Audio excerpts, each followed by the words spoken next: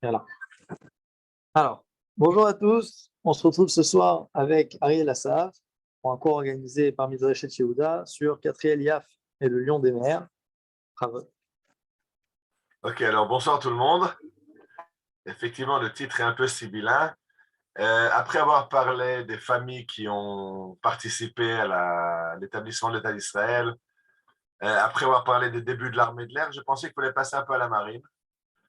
Alors, on va parler du premier capitaine au long cours, Totzeret Kahol Lavan, Katriel Yafé, et son histoire qui est assez incroyable. Donc, je vous invite à vous joindre et à découvrir cette histoire. Je vais brancher le diaporama. Pardon.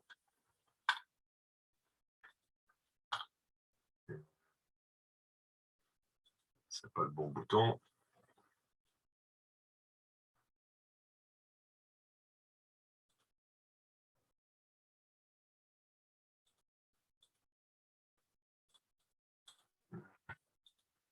Ok.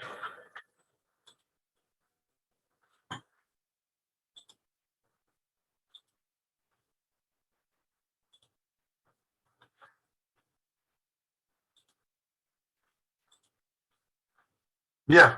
Alors, on se retrouve donc pour parler de Katriel Yafé. Donc, vous voyez la photo à droite et à gauche, un bateau qui s'appelle, on verra tout à l'heure. En fait, c'est la suite du titre de la conférence, le Lion des mers. Le Lion de mer, c'est ce bateau qui est à gauche et qui a eu une histoire singulière, l'histoire des Kaf Gimel Yordei Asira. Je pense qu'une grande partie d'entre vous connaissent ces rues. Il y a un peu partout en Israël des rues qui portent son nom, le nom de Kaf Gimel Yordei Asira, les 23 passagers de la barque. J'ai vu un message là, de Michel Benamou qui n'entend pas bien. J'espère que les autres m'entendent bien, à moins que Rouven, s'il y a un problème de son, tu me le dis. Je sais que je suis enroué aujourd'hui, alors je m'excuse, ça, enroué, je ne peux pas faire grand-chose, c'est pas la technologie, ça c'est ma gorge. Bien. Donc on veut parler de ce garçon qui est à notre droite, cet homme qui est à notre droite, Katriel Yafé. Et l'histoire commence à Yafo. L'histoire commence à Yafo. Vous voyez la photo de Yafo au début du XXe siècle.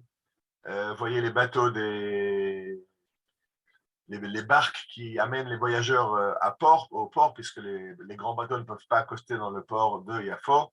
Et dans cette ambiance, en 1905, naît le petit Katriel que vous voyez à gauche.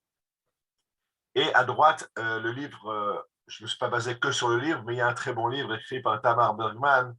On expliquera à la fin qui est Tamar Bergman. Et un livre illustré par le peintre très connu, le peintre de Yafo, Nahum Gutman, de Tel Aviv. Et donc, les illustrations de Nahum Gutman, le texte de Tamar Bergman et le titre Rav Chovel Shav Elaïr, le capitaine rentre vers toi. Et ça, c'est le livre qui raconte l'histoire de Katriel Yafé. Alors, en 1917, année très sombre pour les Juifs de Tel Aviv, puisqu'ils sont chassés par Jamel Fecha, qui est le commandant turc de Yafo, qui chasse les Juifs de Yafo. Et la famille Yafé est chassée en Égypte. C'est déjà des temps très durs parce que le père de Katriel, qui avait des problèmes de Parnassa, n'était déjà pas en Israël et c'est sa mère qui doit gérer les enfants, la Parnassa, la famille. Et du jour au lendemain, ils ont 24 heures pour préparer leurs bagages et quitter le pays. Et c'est la mère de Katriel qui doit gérer ça. Et ils vont passer quelques années assez difficiles, quelques temps assez difficiles en Égypte. Excuse, j'ai un petit problème.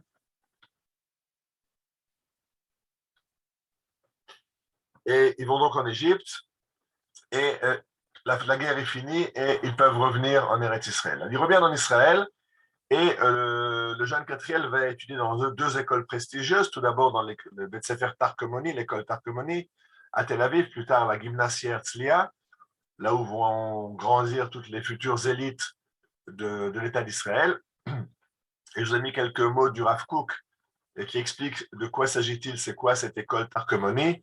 בעיר הקודש יפו כבר נמצא בית ספר אחד אשר מטרתו מתאימה לחפץ כבודם, הוא בית ספר תרקומוני שחברו בו תורה וחוכמה והשלטת השפה העברית בתוספת לימודים, והוא נוסד כולו על פי חפץ שלומי אמוני ישראל. Il écrit ça des donateurs du Ezra en Allemagne, le Hilfsverein qui veut ouvrir une école à Yafo. Il dit le Rav Kook, c'est pas peine d'ouvrir une école, il y a déjà une école qui marche d'après la Torah, qui enseigne et la Torah et les sciences, et ce qui est très important, qui enseigne tout en ivrite.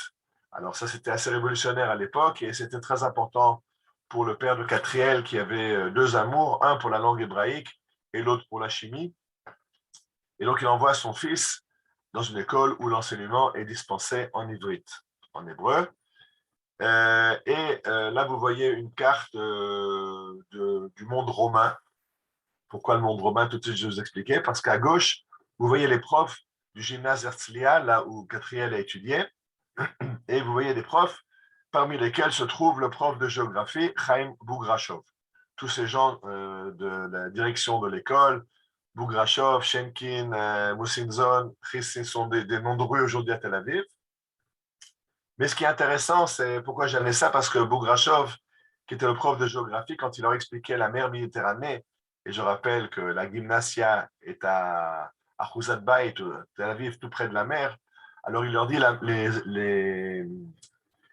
les Romains appelaient cette mer Mare Nostrum, notre mer à nous. Mais les Romains ne sont plus là, nous on est de retour, donc c'est Mare Nostrum à nous, la Méditerranée, c'est notre mer à nous autres les Juifs, nous qui sommes revenus. Et ça, c'est quelque chose qui va marquer Catriel, que la mer est la mer des Juifs, c'est notre mer à nous, et la mer va avoir une très très grande importance dans sa vie, dans la vie de Catriel. Alors, Catriel est très myope, et les médecins lui conseillent de quitter le gymnase. Au gymnase, on fait trop de cours devant des livres. Les livres, c'est pas bon, ça fatigue les yeux. Pourquoi le jeune Catriel n'irait-il pas à Mikvé Israël, une école où on apprend aussi l'agriculture? Il sera dans les champs, il sera un peu moins fourré la tête dans les livres, et ça sera meilleur pour ses yeux. Et c'est comme ça que Catriel se retrouve à la Gymnasia Herzliya. Et de là, il ira après continuer tout naturellement dans l'agriculture à Beth Shean. Le Gymnasia Herzliya, comme d'ailleurs Mikvé Israël, dans les sous-sols, il y a l'entraînement secret de la Haganah. Et donc, très jeune, Catriel rejoint les rangs de la Haganah. Et il a été formé dans l'agriculture et au bord de la mer, avec un amour particulier pour la mer. Il va revenir à Tel Aviv près de sa mère. Et là-bas, s'est créé un kibbutz du Hashomer Hatzaïr, un kibbutz maritime ou naval qui se trouve au bord du Yarkon. Et ces membres du kibbutz opèrent des barques avec lesquelles ils transportent des matériaux de construction, du ciment, etc., pour construire Petar Tikva. Et les Shabbatot et les jours fériés, ils font de la barque et ils emmènent les gens de Tel Aviv faire de la barque sur le Yarkon. Et c'est là-bas que Catriel passe ses heures de libre à faire de la barque sur le Yarkon et à se familiariser avec les métiers de la mer. Il veut faire le cours d'officier de marine, mais les Anglais le repoussent. On ne peut pas être officier de marine, cadet de marine, avec la mauvaise vue qu'a Catriel. Et donc, à cela ne tienne, il se formera lui-même en lisant des manuels de la mer, mais il ne sera pas accepté à l'école qui forme les officiers de marine. Alors de là, il va se retrouver dans la vallée du Jourdain. Il va travailler à l'usine électrique que Pinchas Rothenberg est en train de créer, de construire pour électrifier Eretz Israël, comme disait à l'époque. Naharaim, c'est pas très loin du lac de Tibériade, et donc le temps de libre, il le passe sur le lac de Tibériade. Vous voyez des amis sur une barque à voile sur le lac de Tibériade, et avec ses amis, ils font le kibbutz de Afikim, au sud du lac de Tibériade, au nord de la vallée du Jourdain. C'est à ce moment-là que son frère Menachem, qui était avait un grand grade dans la Haganah, il était commandant de la région de Tel Aviv, va se tuer dans un accident de voiture. C'est un grand choc pour la famille, un grand choc pour Catriel. En fait, c'est Menachem qui avait engagé le jeune Catriel dans la Haganah déjà à l'âge de 15 ans. Parce que un jour, sa mère lui a dit « Mais qu'est-ce que tu fais, Catriel ? c'est trop dangereux, pourquoi je t'ai jamais rien dit, où tu sors les nuits, où tu disparais tout le temps. Mais là, Catriel, il a 15 ans, laisse-le un petit peu à la maison. Et Menachem, pour la première fois, il va expliquer à sa mère qu'il est dans la Haganah et lui dire, tu comprends, moi, j'ai besoin de faire passer des messages. À l'époque, bien sûr, il n'y a pas de radio, il n'y a pas de téléphone cellulaire, et les téléphones sont écoutés par les Anglais. Donc, on a besoin, pour faire passer des messages de jeunes qui n'ont pas froid aux yeux, qui sont capables de se promener la nuit, qui n'ont pas peur, qui ont une bonne mémoire, parce que il n'y a bien sûr pas de papier écrit, il faut se rappeler les messages par cœur. Et Catriel est tout à fait l'homme de la situation, et donc c'est en fait l'homme de liaison de Menachem, qui est le commandant de la Haganah. Donc tous les messages du commandant de Tel Aviv passent par Catriel quand il a 15 ans. Quand il aura quelques années de plus, son frère meurt dans un accident de la route, mais lui est déjà très impliqué dans la Haganah, très actif dans la Haganah à Tel Aviv. Et il avale les livres. Là, vous voyez de nouveau un dessin de Nahum Gutman avec les bateaux, les voiliers qui se mesurent avec les vagues de la Méditerranée. Bon, je vais vous donner le secret. Nahum Gutman, le grand peintre de Tel Aviv, c'est le beau-frère de Catriel Yaffé. C'est pour ça que le livre sur Catriel sera illustré par Nahum, c'est son beau-frère. Et donc, il apprend, il fait beaucoup de voiles, beaucoup de barques. Et c'est un autodidacte qui apprend tout. Il va apprendre à se servir d'un sextant, il va apprendre les marées, la météorologie, la géographie, les marées, les courants marins. Enfin, il va tout apprendre à partir de manuels et en parlant avec des pêcheurs sur le port et avec des capitaines qui accostent au port de Tel Aviv. Pardon, Tel Aviv, il n'y a pas encore de port, au port de Yafo. À partir de 1933, avec la montée du nazisme et la montée du nationalisme arabe, il est envoyé à Ben Shemen pour organiser la défense du village de Ben Shemen. Ben Shemen, c'est une ferme-école près de Modéine, et lui est le commandant de la défense de Ben Shemen. Là, vous voyez le réservoir d'eau qui sert à approvisionner les champs en eau pour l'agriculture, mais qui a aussi quelques autres utilisations plus ludiques à Ben Shemen.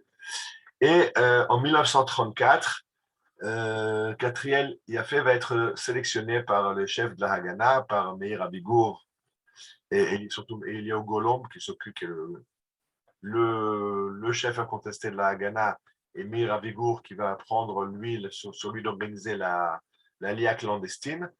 On va demander à Catriel Yaffé, qui est en fait le seul capitaine officiel qu'on ait, bien qu'il n'ait aucun diplôme, mais lui connaît la mer, de prendre le commandement d'un bateau, le Vélos, qu'on a réussi à acheter en Grèce et qui doit amener 350 juifs de Pologne vers Eretz Israël. C'est le début de l'Aliyah clandestine. On est 1934, donc on est après la montée du nazisme. Les juifs n'ont pas encore tellement compris qu'il faut fuir l'Allemagne, mais ça commence à venir.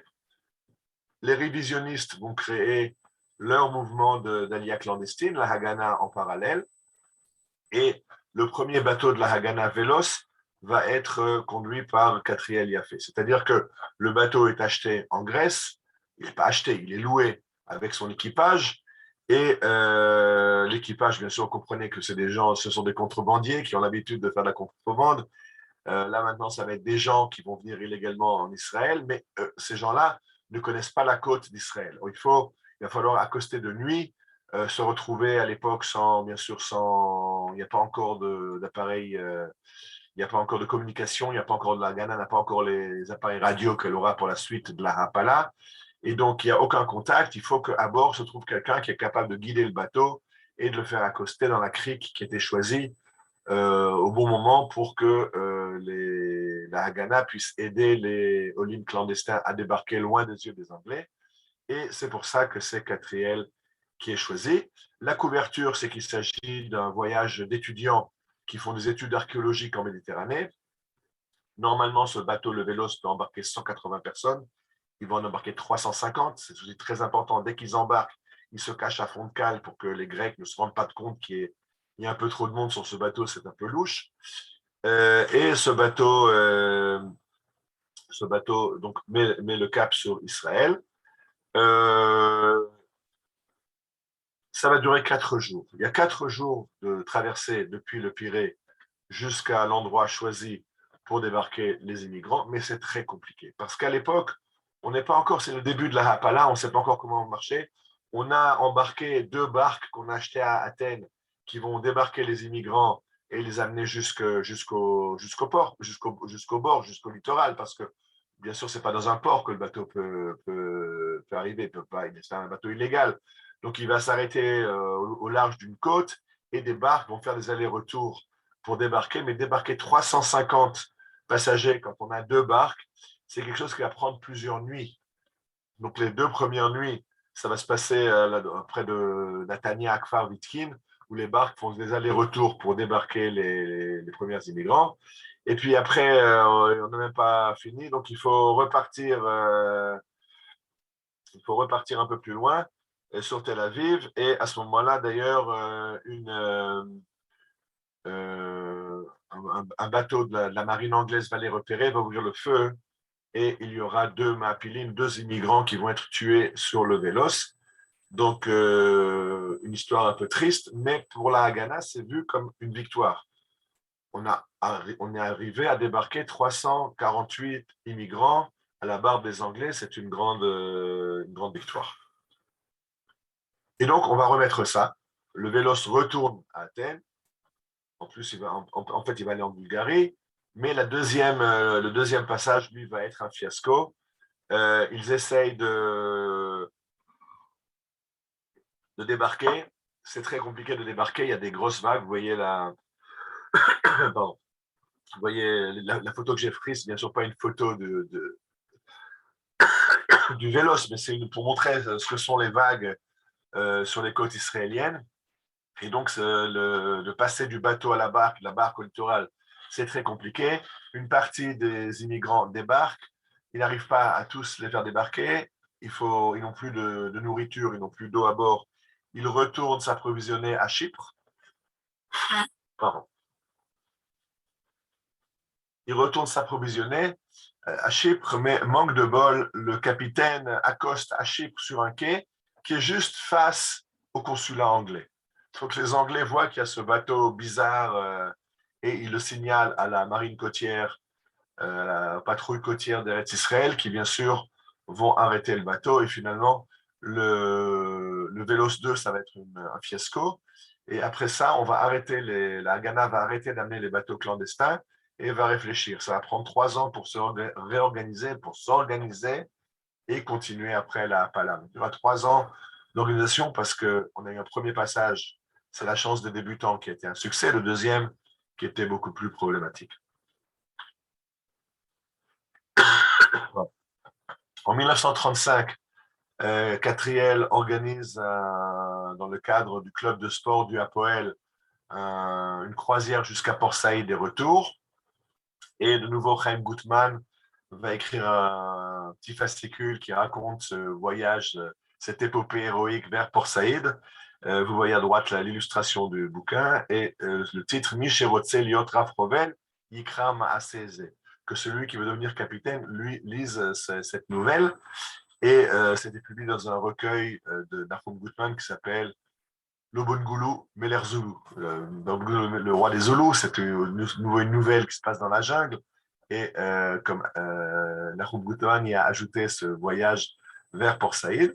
Et c'est là que Catriel repère des plages de débarquement pour les futures opérations de la Hapala. Trouver aussi comment communiquer avec les bateaux. J'expliquais qu'il n'y a pas encore tellement de radio. Et donc, faire des signaux lumineux. S'il y a tant et tant de lumière sur la plage, c'est OK, débarquer, c'est calme.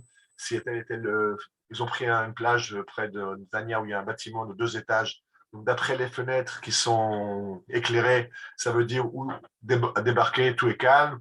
Ou reprenez la mer, vous ne pouvez pas débarquer maintenant. Ou aller débarquer à la plage plus au nord qu'on a prévu au plan B. Ou aller débarquer sur la plage plus au sud, le plan C. Donc, d'après les lumières allumées dans la maison, le capitaine sait quoi faire. Comprenez que ça demande une très grande maîtrise du capitaine qui doit d'abord retrouver cette plage dans la côte israélienne de nuit sans tout le système de navigation qu'on a aujourd'hui. Catriel Yafé, lui, sait le faire. Il forme des autres à se repérer le long des côtes israéliennes. En 1937, il se marie. Il se marie avec Fania Orlov. En bas, vous voyez à droite les deux photos, Catriel et Fania. À gauche, vous les voyez sur la moto de Catriel. Fania Orlov elle-même, c'est déjà une histoire, puisque Catriel fera remarquer que Orlov, ce n'est pas un nom juif. Elle va dire oui, Orlov, ça veut dire en russe, c'est un aigle.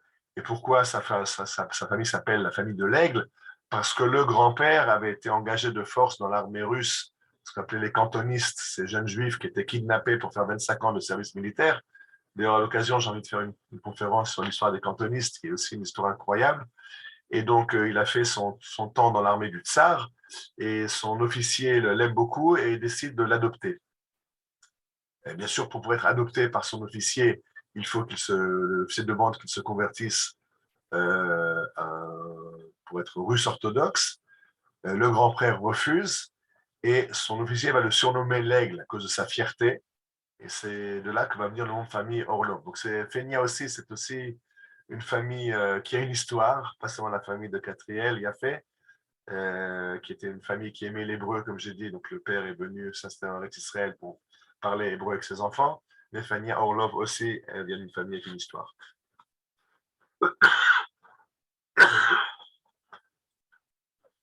Alors, va leur naître une petite fille qui s'appelle Tamar. Et si vous avez déjà compris, alors, j'ai dit que le livre dont je me suis servi a été illustré par Nahum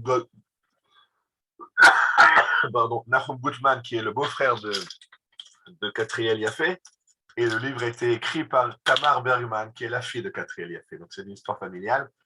Tamar, que vous voyez là, quand elle est toute petite, déjà avec son père sur un voilier.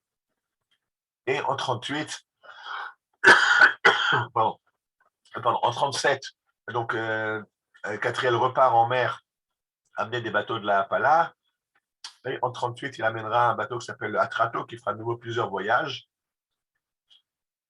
Et d'ailleurs, les capitaines grecs ou italiens de ces bateaux de la Pala auront un très grand respect pour Catriel Yafé. C'est la première fois qu'ils voient un juif capitaine. Ils ne savent pas qu'il n'a pas de diplôme. La première fois qu'il a fait la traversée sur le Vélos, le capitaine au long cours, ce vieux de loup de mer qui a vu ce jeune juif d'Israël, s'est dit celui-là, il sait simplement rien. Et donc, une nuit, dans les îles grecques, il lui dit fais un relevé sextant et dis-moi où on est.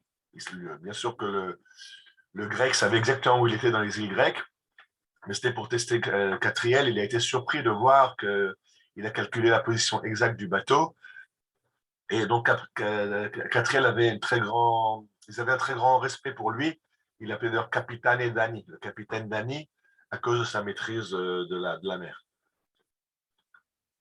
Alors, en 1936, il y a ce qu'on appelait Meoraot Tartsav, la grande grève arabe, et après les pogroms contre les Juifs. Dans ce cadre de cette grève et de ces pogroms, les Arabes du port de Yafo vont se mettre en grève.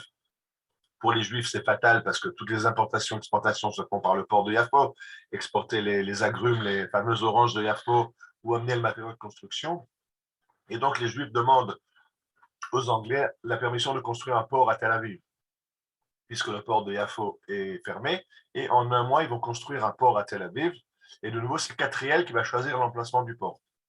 Il va plonger, il va chercher là où il y a moins de récifs, d'écueils, parce que ce qui casse le port de Yafo, c'est terrible, c'est plein de rochers, c'est très dangereux comme port. Et c'est lui qui va trouver où situer le port de Yafo, près de l'embouchure du Yarkon. Là, aujourd'hui, Namal Tel Aviv, ceux qui connaissent, c'est tous les restaurants, et un petit port de pêcheurs et de plaisance, mais ça a été pendant des années le port de Tel Aviv jusqu'à l'État d'Israël, où après on a ouvert le port d'Ashdod et le port de Haïfa. Haïfa existait déjà. Israël a pris le contrôle du port de Haïfa et on a ajouté le port d'Ashdod. Et vous voyez les images très sympas. Comment on construit un port à Tel Aviv, c'est les chameaux qui amènent les matériaux de construction pour construire la jetée du port de Tel Aviv. En 1937, ça va être la grandeur de gloire de Catriel Yafé, parce qu'il va amener un bateau qui est le dernier bateau qui arrive avant la Seconde Guerre mondiale. Bien sûr, pendant la Seconde Guerre mondiale, il y aura des bateaux. D'ailleurs, les Anglais ne permettront à aucun bateau d'accoster, même pendant la Seconde Guerre mondiale, pendant la Shoah. La plus grande tragédie, c'est le Struma, qui va couler en mer Noire avec 720 immigrants qui vont mourir noyés. Il y aura un survivant. Mais il y a eu d'autres, le Salvador et d'autres bateaux pendant la Shoah où ils ont été arraisonnés par les Anglais, où ils ont chaviré en mer comme le Salvador, où le Patria qui a été arraisonné par les Anglais et que la Haganah veut empêcher de repartir pour être la déportation. Et il va couler dans le port de Haïfa avec 230 victimes à bord. Donc la Hapala pendant la Shoah, c'est très traumatisant. Non seulement les Anglais ne permettent pas aux Juifs qui essaient de fuir l'Allemagne ou l'Europe d'arriver en Israël, mais ils continuent à leur faire la guerre. En tout cas, le dernier bateau qui arrive juste avant la Shoah, c'est un bateau qui est parti en août 1939, pardon, et qui va arriver donc le 2 septembre 1939, donc le lendemain de l'attaque surprise de l'Allemagne sur la Pologne. Et c'est Catriel qui prend le commandement de ce bateau qui s'appelle le Tiger Hill. Alors, quelle est l'histoire de ce bateau? Elle est assez terrible. C'est un bateau qui part d'Europe avec 750, 600, enfin, entre 600 et 700, je ne sais pas le nombre d'immigrants clandestins. C'est bien sûr, comme tous les bateaux de la Pala, trop chargé. Enfin, c'est ce qu'on a. Alors, on empaque les gens sur les bateaux qu'on a. Le grand problème, c'est que le capitaine refuse d'arriver en Eretz Israël. Il a très peur d'être arrêté par les Anglais, de faire de la prison, qu'on lui confie son bateau. Et donc, on a un grand problème. Comment faire arriver le bateau en Eretz Israël si le capitaine refuse? Et c'est alors que Eliaou Golomb, on avait parlé de Shaoul Avigour, donc qui sont le chef de la Haganah, le commandant de la Haganah, le commandant de la Ha'apala, la clandestine, on avait parlé dans la conférence sur les 4 beaux-frères, ou une idée. Catriel, c'est un capitaine au long cours. Maintenant, il y a un autre bateau qui s'appelle le Prosula. Lui, on ne le connaissait pas, ce n'est pas un bateau qui a été organisé par les Juifs d'Eretz Israël, c'est un bateau qui a été organisé par des Juifs de Tchéquie, de Bulgarie, je ne sais plus exactement. Enfin, c'était un bateau privé qui voulait venir en Eretz Israël, mais qui est coincé en Turquie. Et ils ne savent pas, leur équipage refuse d'aller vers Israël. Et alors, l'idée qu'ont Eliaou Golomb et Shaoul Avigour est la suivante. On va faire rejoindre les 2 bateaux en mer, le Prosula et le Tiger Hill. Les passagers du Prosula vont monter à bord du Tiger Hill. On va prendre tous les marins du Tiger Hill qui ne veulent pas aller en Eretz Israël, on les fait passer sur le Prosula. Le Prosula, lui, repart vers la Grèce et le Tiger Hill va continuer sous le commandement du capitaine Catriel Yafé jusqu'en Eretz Israël. Ah, j'ai fait alors capitaine. J'avais dit que les Grecs l'appelaient capitaine et Dani. Dani, c'est son nom dans la résistance, bien sûr. Il ne s'est pas appelé Catriel, son nom de résistance, c'est Dani.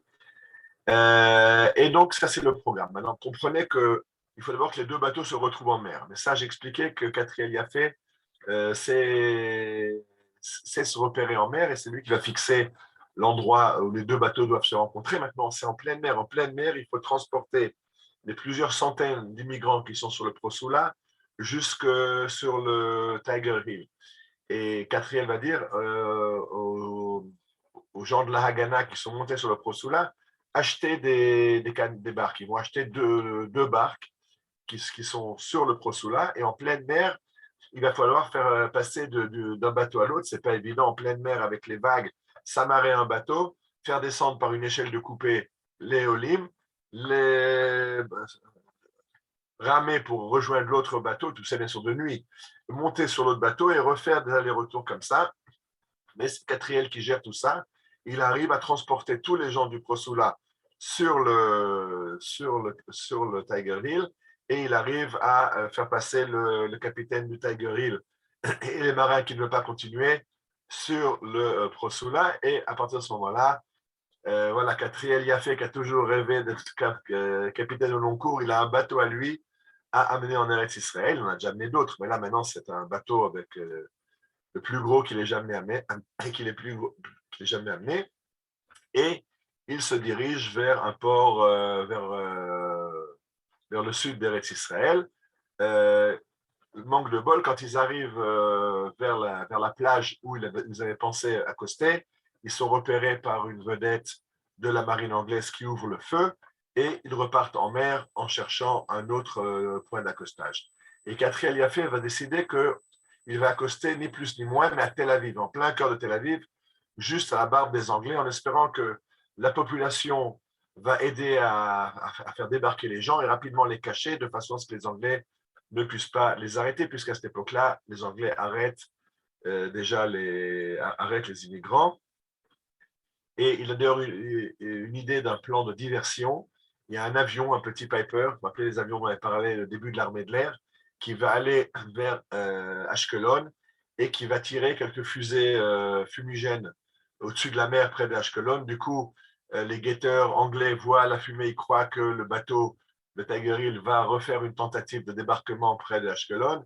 Et toutes les vedettes de la marine anglaise disponibles entre Tel Aviv et Ashkelon foncent sur Ashkelon pour aller arraisonner ce bateau clandestin. Et donc, quand le bateau, le Tiger Hill, arrive face à Tel Aviv et décide de s'échouer sur la plage, il va vraiment foncer en pleine vapeur pour s'échouer sur la plage, pour que les gens puissent rapidement descendre, pas les transporter par barque, ce qui prend des heures et des heures, mais carrément descendre dans l'eau, nager quelques dizaines de mètres ou s'accrocher à des cordes qui vont être tendues et rejoindre le rivage.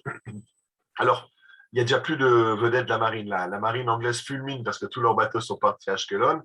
La police militaire maritime reçoit l'ordre de monter dans les voitures et de foncer avec leurs voitures et leurs camions vers l'endroit du débarquement. Et c'est là qu'ils se rendent compte que tous leurs pneus ont été crevés. Donc l'opération était bien préparée. Et 300 passagers du Tiger Hill vont arriver à se fondre en masse. Les autres seront arrêtés par les Anglais, mais c'est quand même une belle réussite. Ces 300 qui débarquent en plein Tel Aviv à la barbe des Anglais le 2 septembre 1939.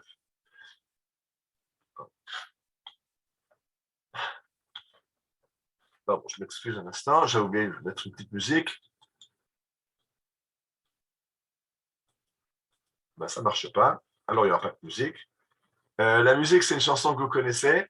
Oh, Shoshana, Shoshana, Shoshana, Yareach Misael Anan, Kamo Alayach Shoshana, Bayam Od Yaflik Kapitan. C'est une chanson que souvent on croit que c'est une chanson pour l'amour à une jeune fille, Shoshana. Pas du tout, c'est le nom d'un des bateaux de la Hapala, un des bateaux de la Lia Clandestine. Dans le refrain, Bayam Odiaflik Kapitan, le capitaine reprendra encore la mer. Donc c'est une chanson de la Hapala, c'est la chanson de la Hapala, Shoshana, Shoshana. Mais j'ai un petit problème, donc on va faire sans la chanson et on continue. Alors là, vous voyez Katriel Yafé aux commandes du Tiger Hill et à droite, vous voyez le Tiger Hill échoué sur la plage de Tel Aviv. Vous voyez les gens dans l'eau. C'est vraiment très près du rivage et les gens ont pu descendre et se cacher à Tel Aviv. Ça, c'est donc la fin de la première partie de notre histoire. L'histoire de Katriel Yafé, depuis ses débuts à Yafo, jusqu'à être le capitaine en chef de la Hapala, de l'Alia clandestine, de la Haganah. Et nous passons maintenant à la Seconde Guerre mondiale, à la Shoah. Alors, on se rappelle, la France est occupée par les Allemands. Deux zones, la zone nord occupée, la zone sud du gouvernement de Vichy. Mais on oublie un petit peu, on n'oublie pas que Vichy collabore avec l'Allemagne. Alors, on peut voir à gauche là les panneaux publicitaires de l'époque où la France rouge, la France gauchiste, la France socialiste, des Léon Blum et autres, a encouragé la paresse, la démagogie et l'internationalisme, mais avec le maréchal, travail, famille, patrie, M. Hitler va remettre de l'ordre dans notre beau pays. Ça, on se rappelle. Ce qu'on oublie pas, ce qu'on se rappelle un petit peu moins, on oublie un petit peu, c'est que quand la France est occupée, pour avoir occupé la France, l'Allemagne reçoit un empire colonial. Parce que si maintenant Pétain collabore avec le Reich allemand, c'est-à-dire que l'Afrique française, elle est allemande, en tout cas sympathisante de l'allemande. Le Liban et la Syrie, mandat français, sont allemands. L'Indochine et les possessions d'Extrême-Orient, c'est l'Allemagne. Les îles du Pacifique, Tahiti, les îles de la Guadeloupe, tout ça devient en fait allemand. ça donne un empire sur les mers à l'Allemagne. Et c'est ça qui est très important, c'est que le grand empire maritime, le plus grand empire du monde à l'époque, c'est l'Angleterre. Et le problème pour l'Angleterre, c'est que les Français ont beaucoup de possessions outre-mer, et ces possessions maintenant sont des bases avancées pour l'Allemagne.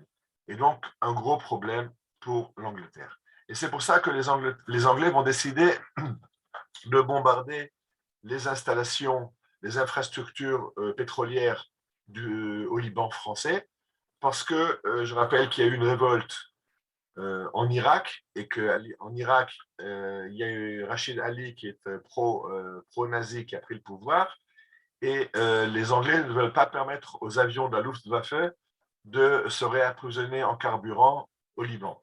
Et pour empêcher la Luftwaffe d'arriver jusqu'en Irak, ce qui menacerait la Palestine, Eretz Israël, ce qui menacerait les champs de pétrole anglais, etc., ils veulent détruire les installations pétrolières à Tripoli, au Liban. Et là, on voit dans cette image maintenant des avions français. Il faut le dire, c'est encore le parler officiel, les avions vigicistes. Non, ce n'est pas des avions vigicistes, c'est des avions français saisis par les troupes australiennes en Syrie, donc l'aviation française qui se bat contre les Anglais, parce que c'est de nouveau quelque chose qu'on a oublié. On se rappelle tous que la France était résistante, tous les Français étaient résistants. Ben non. Si la marine s'est sabordée à Toulon, en Syrie, au Liban, les forces françaises font coup de feu avec les Allemands. Et d'ailleurs, l'image qui vient maintenant, ce général israélien que vous connaissez tous, Moshe Dayan, ce qu'on se rappelle moins, c'est que le bandeau qu'il porte sur l'œil, c'est parce qu'il a été frappé par une balle qui a touché la jumelle avec laquelle il scrutait le terrain. Et la balle qui a frappé sa jumelle était une balle française, puisque Moshe Dayan fait partie du Palmar. Le Palmar, c'est une force anglaise qui est engagée contre les Français au Liban. Alors, c'est quelque chose qu'on a un petit peu oublié, le fait que la France s'est battue dans le camp allemand contre les Alliés, en tout cas dans les premiers stades de la guerre, enfin, après le débâcle, mais avant le revirement. Et de nouveau, je vais faire écouter ce chant, j'espère que tu la marchera, le chant du Palmar, écoutez les paroles.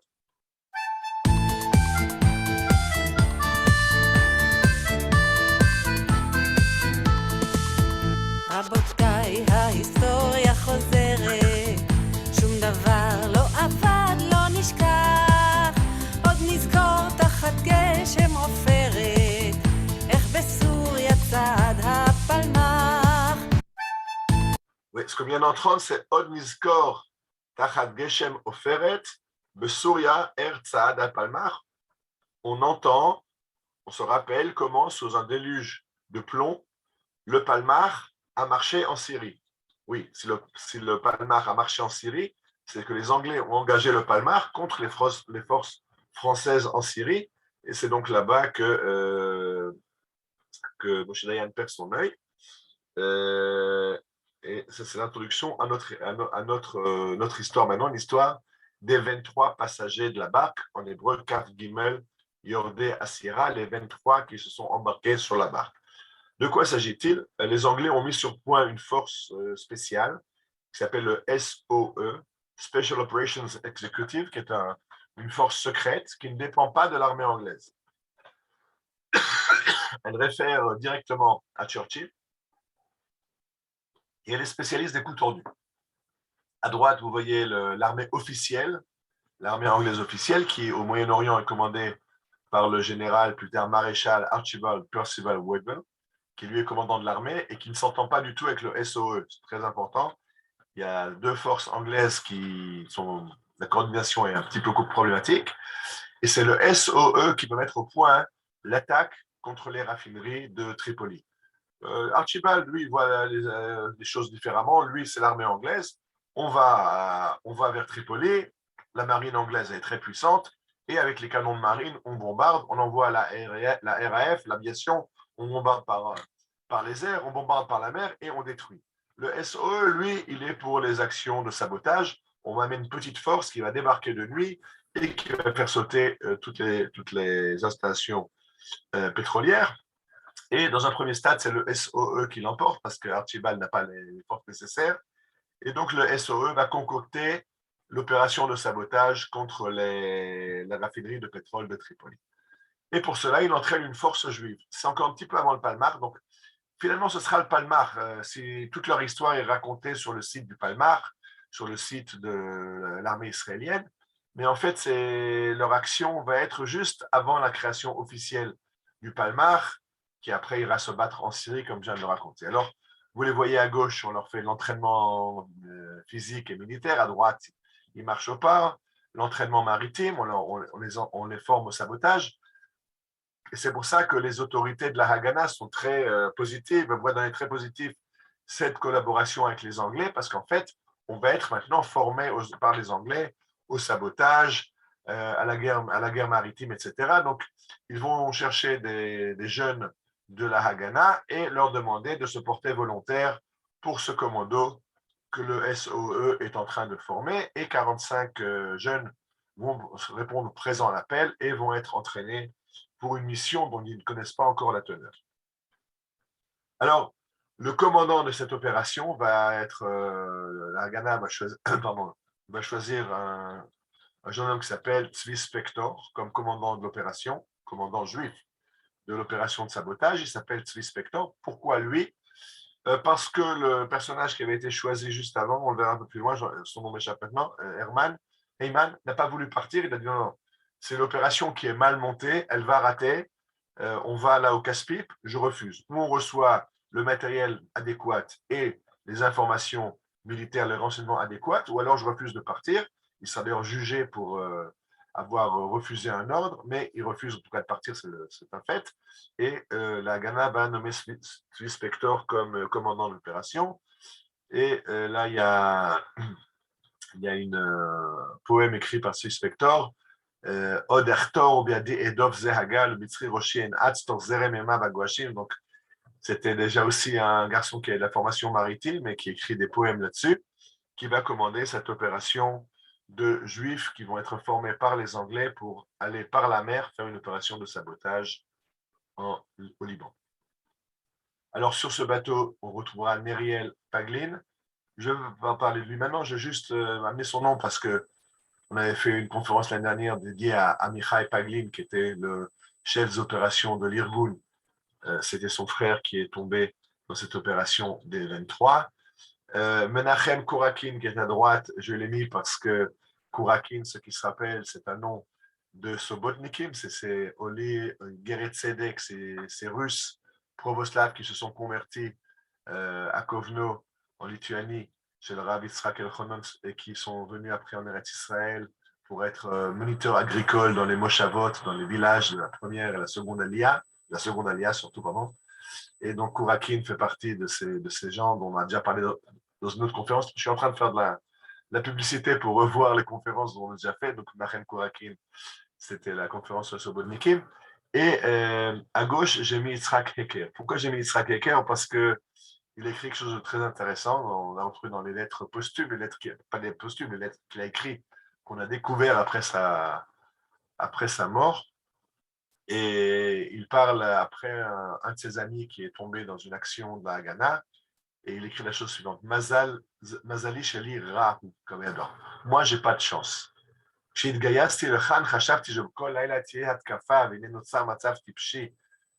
בכל הארץ שמח ופה המקום השקט ביותר. Je me suis engagé pour être au cœur de l'action. Et dans tout Eretz Israël, il y a des combats. Et moi, je suis dans l'endroit le plus calme. Ici, il ne se passe rien. מעניין לדעת מדברים שם אצלכם על הגדר שלנו, ודאי צוחקים לנו, מה? Je suis sûr que chez vous, le soir, quand vous discutez de vos opérations, vous rigolez, vous plaisantez de nous. On est parti pour être, soi-disant, le fer de lance de la Haganah, et on ne fout rien, en fait. On est au bord de la mer, on va nager, faire du bateau, et vous combattez. Alors, Yitzhak Heker a vu ça comme un manque de chance qu'il n'est pas engagé dans l'action. Finalement, il sera engagé dans une action très importante pour les Anglais, de laquelle, malheureusement, il ne reviendra pas, comme ses camarades. Le personnage le plus intéressant de ce bateau des 23, c'est un garçon qui s'appelle Israël Nourdin. Pourquoi il est intéressant? Parce que Israël Nourdin, il était membre de la Nodedet, des forces auxiliaires de police juifs, c'est-à-dire que les Anglais avaient besoin d'augmenter leur force de police et ils ont engagé et formé des recrues juives et arabes. Et donc, Israël Nourdine est engagé dans la police anglaise. Comme il est mécanicien, il a fait des études mécaniques, il va être mécanicien à bord d'un bateau, qui est un bateau le Sinbad 2, qui est un bateau qui pourchasse les bateaux de l'Aliyah clandestine. Donc, il est très mal vu par les Juifs, c'est un collabo, un sale collabo qui collabore avec les Anglais qui font la chasse aux immigrants clandestins juifs. Personne ne sait que Israël Nourdine, en fait, est un membre de la Haganah et que la Haganah lui a demandé d'être une taupe dans le système anglais pour donner des informations sur ce qui se passe, etc. C'est grâce à ce genre d'informations que Katriel Yafé a pu envoyer toutes les vedettes perdre leur temps à Ashkelon pendant que lui débarquait ses immigrants clandestins à Tel Aviv. Et donc, Nouriel est un membre de la Haganah qui officiellement fait partie de la police anglaise. Et d'ailleurs, un jour, il va recevoir l'ordre par ses supérieurs de démolir un des bateaux, le bateau le plus rapide des gardes côtiers anglais. Il va mal calculer la charge et la charge qui devait mettre en panne le bateau, faire sauter le moteur, va faire exploser le bateau. L'officier commandant le bateau, qui était son chef et que Nourdine aimait, va mourir dans cette opération. Mais Nouriel va aider, Israël Nourdine va aider à sauver plusieurs de ses camarades sur le bateau qui vient de sauter. Il va recevoir une médaille de la police anglaise. Donc, c'est lui qui a fait sauter le Sinbad 2, mais il va être décoré pour sa bravoure et l'aide qu'il a apportée à ses camarades après l'explosion. Bien sûr, personne ne le soupçonne. Mais quand il arrive pour embarquer avec les 23, parce que le commandant de la Haganah décide qu'il y a besoin d'un mécanicien sur le Hari Hayam, sur le Lion des mers qui va aller vers Tripoli, au début, quand il arrive pour embarquer, les autres lui disent « ça va pas, on ne veut pas ce gars-là avec nous. On le connaît, c'est un collabo, il travaille avec les Anglais dans les bateaux qui nous font la chasse. On refuse de le voir à bord et alors il faut calmer le groupe des Cap Dimmel sans tout leur dire, parce que bien sûr, on ne veut pas entièrement griller Israël Nourdine, mais finalement, il faut raconter au 23 que oui, ce n'est pas un méchant collabo, c'est un membre de la Haganah à part entière qui a aidé et qui aide énormément la Ha'apala. D'ailleurs, à partir de cet accident bizarre, les Anglais ne vont jamais le soupçonner. J'ai expliqué qu'il va même être décoré, mais ils vont prendre des précautions et ils n'engageront plus de juifs dans dans la défense côtière. Et donc, la date est fixée et voilà que les 23 membres du Palmar ont été formés. J'ai dit qu'il y a 45 qui étaient présentés. Finalement, 23 vont passer le concours d'aptitude. Et c'est en fait le nombre dont les Anglais ont besoin. Ils veulent sur le bateau 3 sections. Une qui est les marins qui vont garder le bateau et faire marcher les barques qui vont débarquer les autres. Et après 2 sections, une qui va bloquer la route et l'autre qui va aller faire sauter les installations pétrolières à Tripoli. Et donc 23 prennent place sur ce bateau. Sur cette image, il a l'air très grand. Tout à l'heure, je vous montrerai une autre image. Je verrai qu'en fait, c'est un bateau qui est très petit. C'est en fait une vedette côtière qui, elle aussi, son rôle était de faire la chasse aux bateaux clandestins, aux bateaux de la Aliyah clandestine. En fait, elle est prévue pour avoir un équipage de 4 personnes. Au lieu d'avoir 4 personnes, un équipage de 4, elle se retrouve avec 24 personnes à bord, puisqu'il y a les 23 membres du commando juif, plus un observateur anglais. Parce que j'expliquais que le général Wewell n'a pas une grande confiance dans les amateurs du SOE, et donc il demande à envoyer un officier de liaison anglais, le major Anthony Palmer, qui va accompagner comme observateur. Ce n'est pas le commandant de l'opération. L'opération est dirigée par Tzvi Spector. Mais il y a un anglais aussi, un officier anglais qui est embarqué avec. Donc 24 personnes, plus 350 kilos d'explosifs, plus 3 barques pour débarquer les commandos vers la plage. Donc le bateau est très, très surchargé. Et c'est une des raisons pour lesquelles le commandant qui devait prendre le commandement de l'opération Eman a refusé. Il a dit ce bateau n'est pas capable de prendre une charge pareille. Il va être beaucoup trop enfoncé dans l'eau. Ça va le freiner. S'il y a le moindre écueil, on va s'accrocher. C'est pas un bateau, il faut un bateau plus adapté. Sinon, ils n'en ont pas, on n'a qu'à repousser la mission jusqu'à ce qu'ils aient le bateau, mais en n'ayant pas de renseignements militaires sur les forces ennemies en présence, etc., et n'ayant pas un bateau adéquat, je refuse de partir en mission. Et Suspector, lui, va accepter.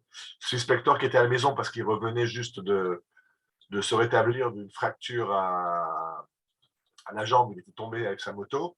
Et c'est pour ça que lui ne devait pas faire partie de l'opération. Une fois qu'il était à terre, il ne devait pas partir avec les saboteurs, il devait rester sur le bateau, commander l'opération de façon générale, mais rester sur le bateau parce qu'il était incapable de couvrir la distance à terre avec son pied qui était encore malade. Alors, ça c'est juste, je vous ai mis un témoignage de la Haganah qui raconte qu'ils ont donné des adresses au 23, des adresses de juifs sympathisant à Damas et à Beyrouth, en cas où ils ne pouvaient plus rembarquer ou qu'ils devraient se cacher. Alors, il y a des juifs sympathisants à Beyrouth ou à Damas qui essayent de retrouver ces juifs et d'être cachés par eux jusqu'à qu'ils puissent retourner en Israël. On leur a aussi donné de l'argent pour pouvoir tenir là-bas. Et ce qui va se passer, c'est que ils n'ont jamais prendre contact avec ces juifs à Beyrouth et on ne va jamais plus entendre parler de ces 23 jeunes qui sont partis avec le 24e, le major anglais. Ils vont 2 fois contacter par radio le commandement de Haïfa. Ils vont partir de Haïfa, du port de Haïfa. Et ils ne vont pas directement vers Tripoli. Tripoli au Liban, c'est 150 km. Mais ils ne veulent pas aller le long des côtes pour ne pas être détectés par les forces de Vichy. Donc, ils vont plein ouest. Ils s'éloignent vers Chypre. Après, ils montent vers le nord. Et après, plein est vers Tripoli. Mais on n'aura plus jamais de nouvelles et on ne sait pas ce qui s'est passé. Alors, la police anglaise, la police militaire va faire des recherches. 3 semaines après, l'armée anglaise va décider de bombarder Tripoli comme l'armée anglaise sait le faire, donc plus avec du sabotage, mais avec un bombardement en règle par les airs et par la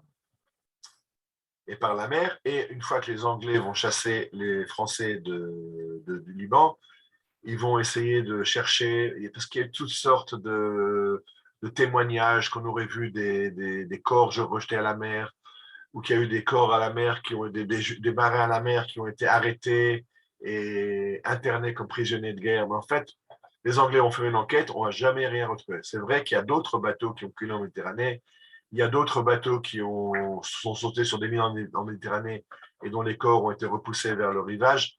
On n'a jamais vraiment rien retrouvé qui pouvait prouver que les 23 étaient arrivés, avaient débarqué, ou vivants ou morts. On a trouvé une chemise qui aurait pu être la chemise de quelqu'un des 23. À l'époque, on ne sait pas encore faire des analyses d'ADN. Donc, en fait, les Anglais n'ont rien trouvé. Et pour eux, les 24 sont lost at sea, disparus en mer.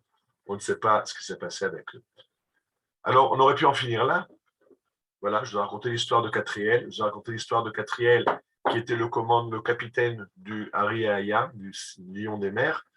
Sylvie Spector, c'était le commandant de l'opération, le Catriel était le capitaine, et on finit l'histoire de Catriel, mais ça ne se finit pas tout à fait là. Parce que le gros problème, c'est que les familles attendent et attendent et attendent leurs jeunes qui sont partis s'entraîner pour une mission maritime pour les Anglais, et on ne sait rien d'eux. Et il faut attendre 1942, je rappelle, ils sont partis en 1941. Il faut attendre plus d'1 an pour que les familles reçoivent leur première lettre officielle. Donc, c'est pour ça que j'ai marqué la date, le 23 novembre 42. Ils sont partis en 41. Ça fait déjà 1 an et quelques. Bon, les familles ne savent rien. Et ils reçoivent une lettre de la Sochnut Hayudit l'Eretz Israël, à Marlaka Medinit, Moshe Chertok, un des 4 beaux-frères, le beau-frère de Shaul Avigour et Eliyahu Goland. Et donc, Moshe Chertok leur écrit החלטנו לדחות כל פרסום על מעשה הקבוצה וכל הספד פומבי לחבריה עד לאחר מלחמה. Après 1 an, on vous annonce que pour nous, ils sont perdus en mer. Pour les Anglais, ils sont perdus en mer. On ne les retrouvera plus apparemment, mais on ne fera aucune cérémonie officielle, on ne fera aucun communiqué officiel jusqu'à la fin de la guerre. On est en 42. La guerre va durer encore 3 ans et demi, mais ça, personne ne le sait. On ne sait pas combien de temps ça va durer. Mais on dit aux familles, il n'y aura rien, donc les familles restent avec leur deuil. sans rien savoir. La seule chose qu'ils savent, c'est qu'ils ne reverront plus leurs proches qui ont embarqué, qui sont partis pour une mission, ils ne savent pas laquelle, et on ne leur dit rien. Secret total, même au niveau des instances juives. Et ça fait 1 an qu'ils tapent aux portes, qu'ils demandent au chef de la Haganah où sont nos enfants, qu'est-ce qu'ils sont faits, où est-ce qu'ils sont. Mutisme, après 1 an et quelques, on leur dit, vous ne les révélerez plus, mais sans aucun détail. Il va falloir attendre 1946. Là, vous avez à droite le journal Al Mishmar de 1946. Chamesh Shanim Lenfilatam Shel Kav Gimel Yordei Asira. 5 ans après la disparition des 23 qui étaient sur le bateau, Yordei Asira, c'est ce nom qui est donné officiellement. On appelle ça les Kav Gimel Yordei Asira. Il y a des rues en Israël, il y a des squares en Israël. Kav Gimel Yordei Asira, les 23 du bateau. Alors, c'est un premier article officiel. C'est le 17 mai 46. Il avait raison, cher Tok, on va attendre après la guerre. Pas le 8 ou le 9 mai 45, le 17 mai 46, encore 1 an après la guerre, et ce sont là qu'on va officiellement commencer à parler des Kav Gimel. Mais pour faire une andarta, pour faire un monument, une stèle commémorative, attention, asseyez-vous bien, tenez-vous à votre siège, 1957, c'est-à-dire 16 ans après. On va faire la première commémoration. Et ça, de nouveau, c'est à la Mishmar. Ukam Galed, le Zecher Kav Gimel Yordei Asira. On a fait un monument en souvenir des 23. Et à gauche, de nouveau, c'est en 1957, en mai 57. Vous voyez une annonce du Palmach. Kav Gimel Yordei Asira, Mibchirei Ha'Hagana, Chalutzei Aliyabet, Bayamaut Ha'Ivrit, Halochemet, Rishonei Ha'Palmach, Asher Yatsu Bishlichut Ha'am, la Côte Ba'oyev Ha'Nazi, Al-Chov Tripoli chez London. Et donc, ça, c'est la première annonce officielle. C'est maintenant, à partir de 57, on commence à faire des cérémonies officielles. Et le Palmach annonce le souvenir de ces 23, les meilleurs de la Haganah, les pionniers de la marine juive, les pionniers du Palmach, qui sont partis, envoyés par le peuple, se frapper l'ennemi nazi à Tripoli au Liban. L'ennemi nazi à Tripoli au Liban, c'est les Français. Donc, l'ennemi nazi, c'est les Français, il ne faut pas se tromper. Et c'était le 21 Iyar 1941, donc en mai 41, et là on est maintenant en mai 1957. Ils sont partis en mer pour leur dernier chemin et ne sont pas revenus. Alors, en 1982, pour ceux qui ont une bonne mémoire, vous vous rappelez qu'Israël envahit le sud Liban. C'est ce qu'on va appeler l'opération Paix en Galilée. Plus tard, on changera le nom en première guerre du Liban, puisqu'il y aura une deuxième. Mais en tout cas, en 1982, Tzahal se trouve à Tyr, à Sidon et jusqu'à Beyrouth. Et parmi les officiers israéliens au Liban se trouve un colonel de réserve qui s'appelle Shlomo Elkana. Et Shlomo Elkana, c'est un enquêteur de la police dans le civil. C'est lui qui avait retrouvé Avshalom Feinberg dans les dunes du Sinaï en 1967. Et lui, en 1982, essaye de retrouver une trace des Kav Gimel Yordei Asira. Alors, il fait publier des annonces en français et en arabe dans les journaux. Vous pouvez voir là, avis de recherche. En mai 1941, le bateau du Major Lord Anthony Palmer, officier anglais, et ses 23 marins a été arraisonné par les forces de Vichy entre Tripoli et Saïda. Toute personne au courant de cette affaire est priée de nous contacter au numéro récompense assurée. Donc, bien sûr, on ne va pas dire qu'il s'agit du Palmach ou des Israéliens. Il s'agit d'un bateau anglais qui a été apparemment arraisonné par les forces de Vichy. Donc, peut-être quelqu'un, un policier, alors il va demander, il va contacter les forces de police libanaises. Est-ce qu'il y a des policiers en poste à l'époque qui se rappellent quelque chose qu'il y aurait eu? Mais personne ne sait rien. Et ça ne donnera il n'y aura aucune suite à ces avis de recherche. Personne ne sait rien du sort de ces 23 ou de ces 24. Alors, il va falloir attendre l'an 2000 pour que Tzahal fasse une commission d'enquête officielle. Et en fait, le compte-rendu va être publié en 2013. En 2012, le premier brouillon. La version officielle, 2013. Je rappelle, c'est une histoire qui remonte à 1941. Il va falloir attendre 2013 pour qu'on fasse une enquête officielle de ce qui s'est passé. Mais on ne sait toujours pas. On est dans l'expectative. Alors, le compte-rendu officiel, le communiqué officiel parle, on ne sait pas. Apparemment, le bateau a coulé, peut-être à cause du fait qu'il était trop chargé. avec 24 hommes, plus 350 kilos d'explosifs, plus 2 barques de débarquement, etc. Maintenant, à gauche, vous avez la photo en taille réelle. Là, tout à l'heure, la photo, on le voyait tout seul, vous avez du mal à comprendre la taille du lion des mers. Regardez maintenant à gauche la taille du lion des mers, c'est vraiment une petite barque de pas grand-chose. Et embarquer tellement de soldats et tellement de matériel dessus, ça les a fait... elle a du mal à progresser. Une des autres explications, c'est qu'il y a tellement d'écueils en Méditerranée, ils ont peut-être cogné sur un écueil, et alors ça a mis le feu aux poudres, les explosifs qu'ils avaient ont pris feu, ou alors ils ont été attaqués par un bateau de guerre. Enfin, personne ne sait ce qui s'est passé vraiment. En tout cas, on ne sait rien de ces 23 et ces 24. Quand on a fait cette enquête officielle, on a cherché les familles de ces 23 et 24 personnes sur le bateau, et on a pris des échantillons d'ADN pour que si un jour on retrouve dans un cimetière de la côte libanaise des tombes de personnes inconnues, on puisse comparer l'ADN pour essayer de comprendre si c'est par hasard ils ont été rejetés à la côte. Mais il faut comprendre que 350 kilos d'explosifs sur un petit bateau en pleine mer, ça risque de ne pas laisser beaucoup de chance ou beaucoup de traces des personnes qui étaient sur ce bateau. Si ce qui s'est passé, c'est que les 350 kilos d'explosifs ont explosé sur le bateau. Alors là, vous voyez un extrait du journal Independent, un journal anglais, qui raconte l'histoire. Et je l'ai ramené parce que qu'est-ce qu'il raconte? Sea Lion was a powerful vessel with a normal crew of 4, sometimes 5. Je vous explique ce que je viens de vous dire, c'est que le Sea Lion était un vaisseau très rapide, mais qui était équipé pour un équipage de 3 ou 4 personnes pour faire des patrouilles côtières entre Ras et entre Nakoura, la frontière libanaise, et la frontière égyptienne. Et Anthony Palmer est parti avec 24 hommes à bord, avec des explosifs, avec des armes, avec des rations de nourriture, avec de l'eau. Et il dit the Sea Lion simply must have been well down in the water. Il a simplement coulé à cause d'un surpoids. Ou alors il a rencontré un écueil, ou ce que disait le rapport israélien, ou il a coulé à cause du surpoids, ou un écueil, ou à cause d'une explosion. On n'en sait rien.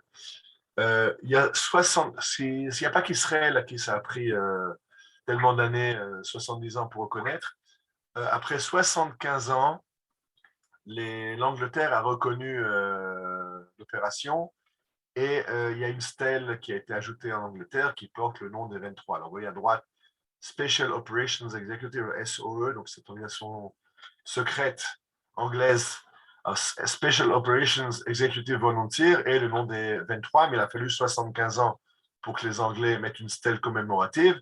Et bien sûr, il y a un nom qui n'est même pas un nom du bateau, c'est le Peachy, ça n'a rien à voir, c'était un autre volontaire du SOE disparu en mission. Si déjà il y a une stèle, alors on le met avec.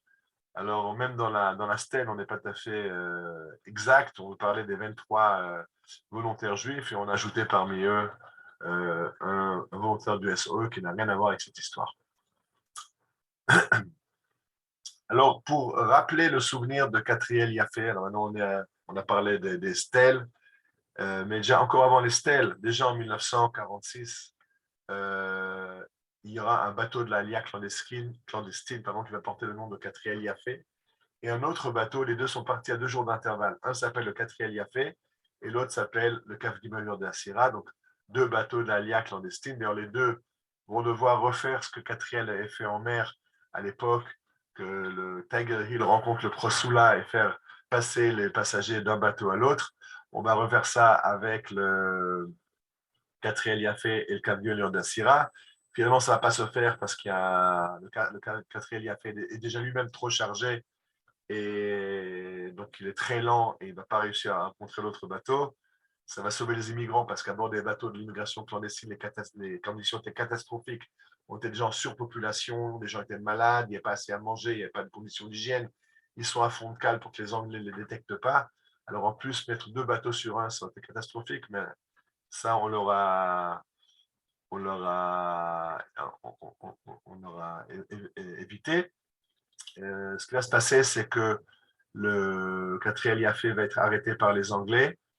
le capitaine du bateau va réussir à scier l'ancre et à lever les voiles à la barre des Anglais, il va être rattrapé par les Anglais, et alors ils vont réussir à faire monter des explosifs à bord.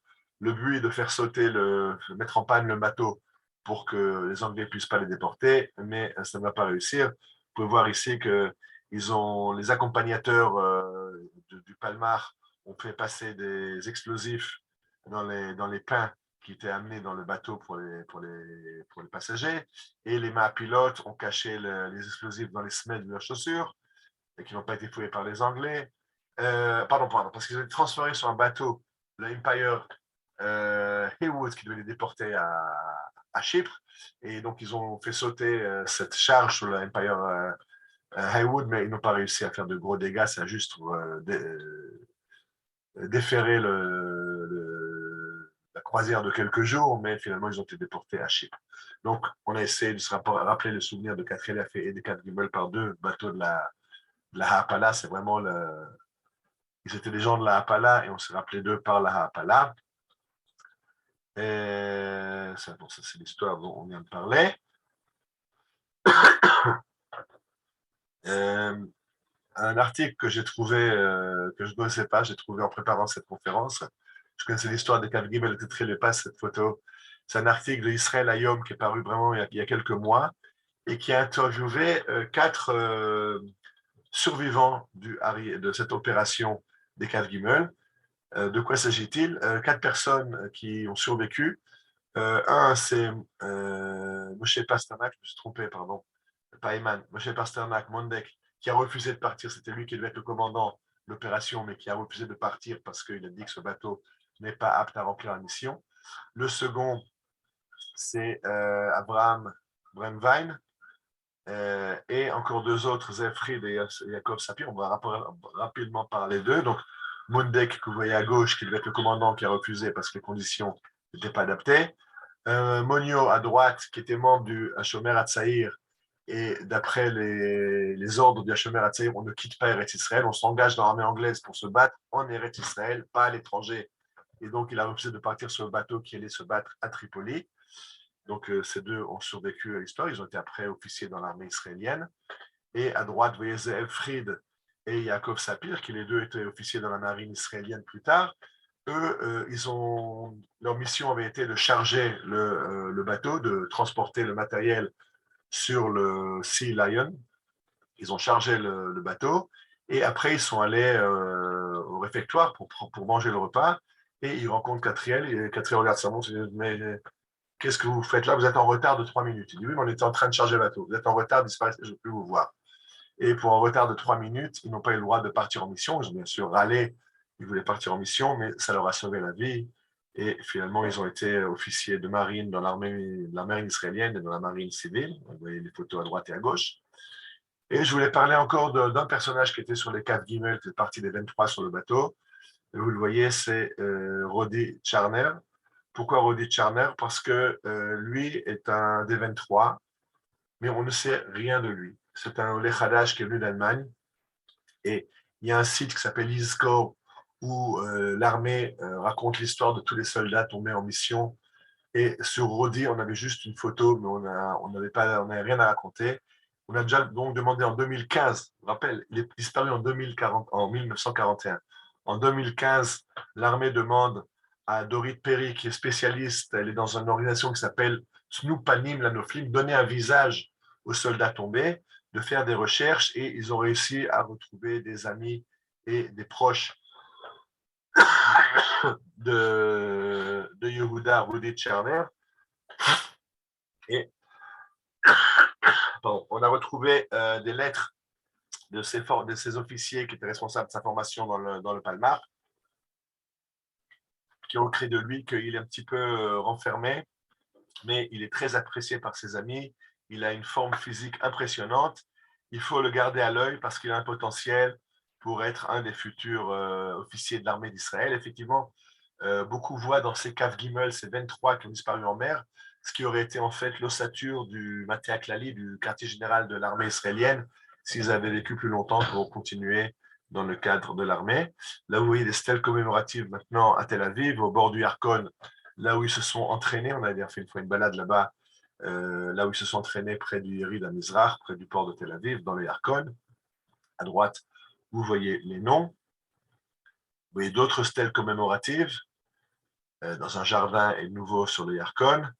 Et au Mont Herzl, il y a là-bas une piscine d'eau avec une stèle qui ressemble à une barque. Et dessus, il est marqué Gal Ed, le Cap Gimel Yordei Asira, le monument en souvenir des 23 qui sont partis sur la barque. Dans les nouvelles, on a בבית הקברות הצבאי על הר הרצל נחנכה בריכת זיכרון ל-23 חברי ההגנה שנשלחו בימי מלחמת העולם השנייה לביצוע תפקיד מלחמתי ונעלמו ועד היום לא נודעו עקבותם. קהל רב נכח בטקס של חנוכת הבריכה. בו ביום נערכה בחוצות ירושלים תהלוכה של אלפי חברי הפלמ"ח, שהיה יחידת החלוץ של ארגון ההגנה בתקופה שלפני הקמת המדינה. Alors, c'était l'inauguration de ce monument au Mont Herzl. Bravo. Si vous, les Anglais, pardon, on a sorti une médaille commémorative, vous voyez, le Zecher Kaf Gimel Yordei Asira, en souvenir des 23 Yordei Asira, le bateau, les vagues. Et si vous voulez acheter, alors sur eBay, vous pouvez acheter la médaille pour $795. Alors, ceux qui s'intéressent, allez sur eBay. Je rappelle maintenant, j'avais commencé par le livre de Rav Chovel Shav Elaïch, le capitaine revient vers toi, qui a été écrit en fait par Tamar Bergman, qui est la fille de Katriel Yafé, qui raconte, ce sont les dernières lignes du livre. Peuta Haïtik Shaban Elam Mechayai, j'étais très très jeune quand papa a disparu de ma vie. Kol Yalutit Sipite le Chouvo, toute ma vie j'ai attendu qu'il revienne. Toute ma jeunesse, toute mon enfance j'ai attendu qu'il revienne. Quand j'ai grandi, j'ai accepté le fait qu'il ne reviendrait plus, mais j'ai voulu le connaître. Alors j'ai posé des questions à la famille, aux amis, et a écrit ce livre. Et Nahum Gutman, le beau-frère, donc son oncle, va faire les illustrations de ce livre. Donc vous voyez ici la famille qui attend les bateaux qui partent au loin. Il y a au Mont Herzl une autre, en plus du monument de Kaf Gimel, un monument pour tous les soldats qui ont disparu. Beyom Karashemesh Zacha Velon Noda Mekom Ayam. On ne sait pas, donc tous les soldats disparus en mission.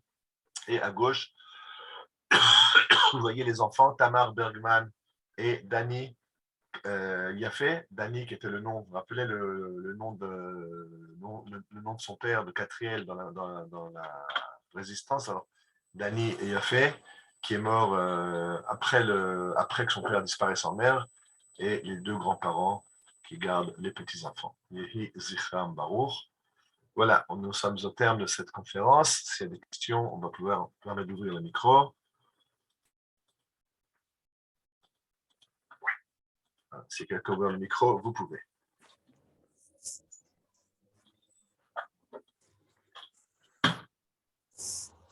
J'admire toujours vos conférences. Elles sont très instructives. Merci. Moi qui adore l'histoire, là, je suis comblé. Je veux dire, on se promène beaucoup en Israël, on voit dans beaucoup de villes, Kaf Gimel Yordei Asira, on voit des monuments, on voit des plaques. Oui. Mais on se rappelle plus, avec le temps, on ne se rappelle plus l'histoire qu'il y a derrière. C'est comme à Jérusalem. Ouais. Il y a une rue Trumpeldor, pendant des années, ça s'appelait Rehov Agidem. C'est vraiment au centre-ville, ça s'appelait la rue du Manchot.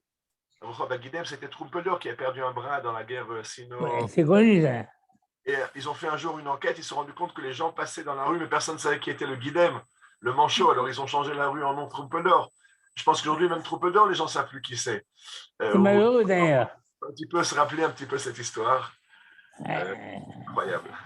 Et quelqu'un, Trumpeldor, c'était quelqu'un. Israël a aussi une histoire maritime. Katriel Yafé. Elle est moins connue. Elle est moins connue. Ok. Et tout ça, c'est pour nous. Ils ont préparé le terrain. Tout ça, c'est pour nous. Kahani Marisa. C'est pour ça qu'il faut se rappeler ces débuts héroïques. Bien sûr, c'était pour nous. Et je rappelle qu'aujourd'hui, la marine continue.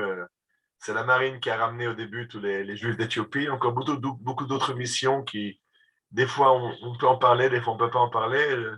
Je pense peut-être aussi faire une fois une conférence sur la marine israélienne, qui a aussi son heure de gloire et son importance dans l'histoire de l'État d'Israël. C'est sûr. Ok. Je ne sais pas si on se revoit encore avant les vacances, on se revoit encore pour une conférence. Sinon, c'est déjà les vacances. Alors, je pense que c'est déjà les vacances. On est en vacances toute l'année. On se reverra après les vacances. Ouais. Bonnes vacances à tous et à toutes. Bonnes vacances. Et à toi aussi, Ariel. Merci beaucoup.